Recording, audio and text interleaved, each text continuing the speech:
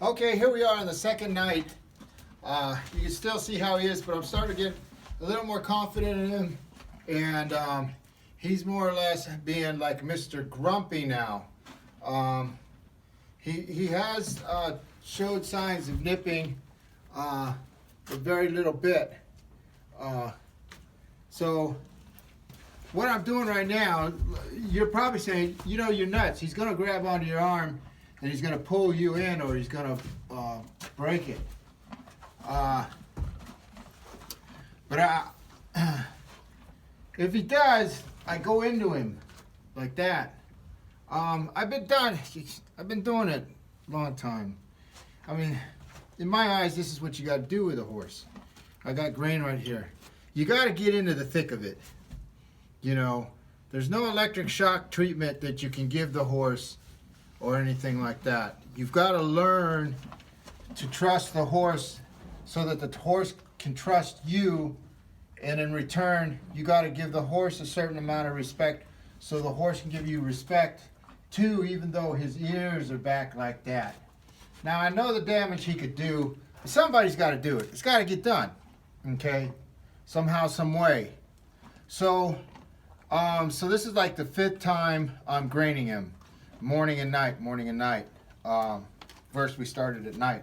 So now I want him to back up for me. So I got a handful of grain, and yes, he could bite into me because easy. Because I got the grain, but you see his ears automatically went forward. He's happy. Now he's grumpy. Now watch him get happy. Easy. I want the setting.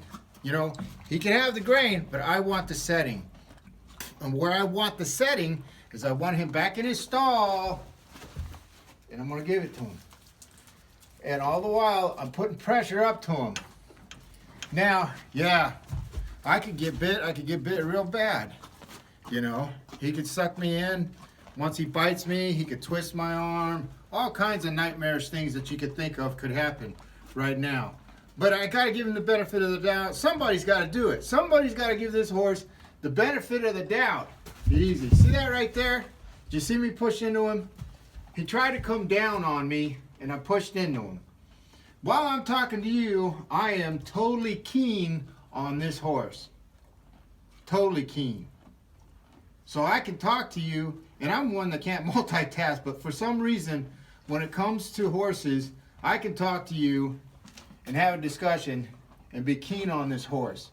I don't know if you saw it, hit the replay. He started to come down on me, and I pushed him up. That's the example, and that's the tip. That's what I do. I've learned that it's best for me to push into this horse than to pull away from the horse, because he comes in as an aggressor. The more I shy away, the more he comes into me and leaves me totally vulnerable. So I want him back in the stall. Damn it. I was just joking, bud. Just teasing. All right, so now I'm gonna bring it down and see his ears tonight are going forward. Can you see his ears go? Mm-hmm. Come and relax. There we go. There you go. There you go. There you go. Now, I'm really not confident enough to open this door and do it. But earlier today, I was petting him with the door open and me inside. Easy. There you go. There you go. And this is I'm gonna keep doing this. People will say, well, how long do you do this for? You know, feeding him by hand. Well, until you get rid of this. Until it's just all total relaxed going on. That's how you do it. It could be a week, 2 weeks, 3 weeks, 6 weeks. It's up to the horse, you know. It's all a matter of how disciplined do you want the horse, you know. So this is what we do. You know what I mean? When you mess with a horse, and that's why I charge so much. You know, I'm not cheap. Well, to some people I'm cheap, but I don't think I'm cheap, you know. I'm asking $1,200. So if $1,200 is cheap to you, hey, bring me a horse. I'll get rid of this for you. I work at the Horse's Speed though. 1,200 bucks. But this is what you get for 1,200 bucks. And it ain't stupid, and I'm not blindly doing it. I'm not testing my luck. I've been doing this a long time. Very long time. Yes, I could get bit. That's true. But I could succeed too, you know, with, what do they call that? Calculated risk. You know, I first started off with the scooper, nice and safe, keep my distance from him, totally be on him and be alert with them, and then slowly get to the hand. There you go. There you go. But see that? I want that all the time. I want that when I pull my hand away, and he won't give it to me. He's just pinning those ears back. And then I want, and let me tell you why. I'll tell you why I want him in the stall. Because up here, he's got the control. Especially because I got a wall pinned back me. I got nowhere to go. It's like a boxer. You don't want to be up against the ropes. You know, there's too much against you. You don't have leverage. You don't have a way out except side to side. And you can't really spin out of it like he can spin into it. Number one. So I want to put him in a place. I want to put him in a place where I have the mobility to come into him, and I have the space. Okay? And then I just judge by what he does, and I counteract it. That's all. It's like being a counter puncher. Okay? There you go. Easy, easy. There you go. There you go. I love that. More, look at that. Oh, he stayed. He kept his ears forward for a second there. We got a 1,000 out of him. Come on, get back in here. Get back in here. There you go. There you go. There you go. Good boy. There. Yeah. All right. And this is the second night. So just imagine if I put a month, 2 months into him every night like this. Get back. Get back. There you go. There you go. Now, when a horse backs up, it's a sign of respect. When a horse shows you his head, it's a sign of respect. When a horse shows you his rump, that's a sign he don't care.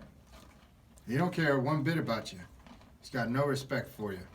And it's the name of the game. I mean, not name of the game, you know, let your imagination run wild. That's what he could do. He'll kick you. He'll back up into you. Easy. Come on back. Here's a challenge. I'm asking him to go back, and he's not doing it. He challenged me. Did you see the hand? The hand was trying to bring him back, and he wouldn't do it. So I had to get firm with him. Oh. You got to know those things. If the hand goes back, come on. And he goes back, come on. Come on. And he goes back, easy. See, like he's challenging me again. Come back, come back, come back, come back. Come on, come back. Back up. There you go. That's what I want. I want him to give in to me. Sign of respect. You don't get that, you got a world of hurt coming your way. He's about ready to pound on you. Easy. Easy. So it's the hand. He comes forward. The hand. He comes back. Come back. There you go. He's got to give me that sign of respect. That's why I want him there.